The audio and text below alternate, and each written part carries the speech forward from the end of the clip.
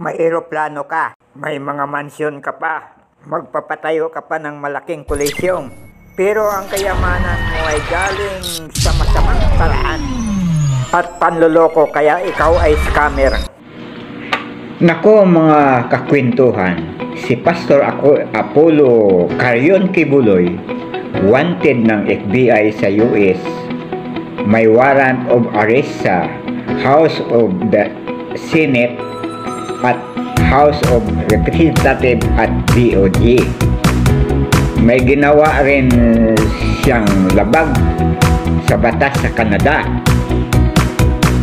Okay lang lahat yan. Saan kaya siya makukulong? Ang delikado ay kung maghabla siya may naghabla sa kanya siya doon sa Singapore dahil may ginawa rin siya doong kabulastugan. Nako, pag doon, delikado doon. Malamang pag napatunayan ang mga kasalanan niya doon,